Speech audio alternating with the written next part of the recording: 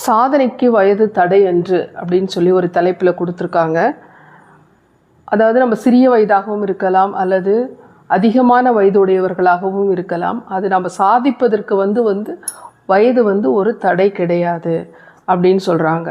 இந்த வயதில் தான் இதை செய்யணும், இந்த வயதில் தான் இதை செய்யணும், சாதிக்கணும் அப்படிங்கிறது கிடையாது. நம்ம எந்த வயதில் ஒன்றாலும் நம்ம சாதிக்கலாம் அப்படிங்கிறத இங்கே கொடுத்துருக்காங்க. யாரெல்லாம் சாதிச்சிருக்காங்க சிறிய வயதில் அப்படின்னு சொல்லிட்டு மாணவ பருவத்தில் இருக்கிற மாணவர்களுக்காக இங்கே கொடுத்துருக்காங்க. பாருங்கள், 10 வயதிற்குள்ளாகவே சொற்பொழிவு நிகழ்த்தவும் பாடவும் ஆற்றல் பெற்றவர் வள்ளலார். 10 வயசுக்குள்ளேயே அவர் பாடவும் சொற்பொழிவு பேசவும் கூடிய ஆற்றல் பெற்றிருக்காரு வள்ளலார் 10 வயதில். அடுத்தது இரண்டாவது, 11வது வயதிலேயே அரசவையில் கவிதை எழுதி கவிதை எழுதி பாரதி என்னும் பட்டத்தை பெற்றார் மகாகவி பாரதியார்.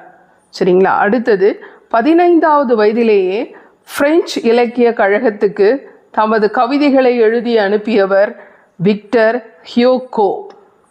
அவர் 15வது வயதிலே பிரெஞ்சு இலக்கிய கழகத்துக்கு கவிதைகளை எழுதி அமைச்சிருக்காரு.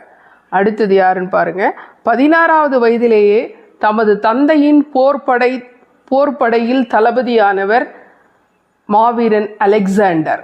அவரோட அப்பாவோட போர்ப்படையிலேயே தளபதியாயிருக்கார்.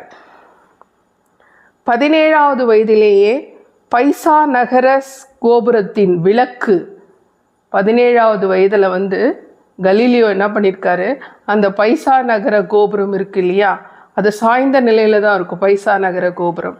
அதில் இருக்கிற விளக்கு ஊசல் ஆடிட்டு இருக்கிறத ஆராய்ந்தவர். அதான் இங்கே கொடுத்துருக்காங்க. பைசா நகர சாய்ந்த கோபுரத்தின் விளக்கு ஊசலாடுவது குறித்து ஆராய்ந்தவர் அறிவியலாளர் கலீலியோ.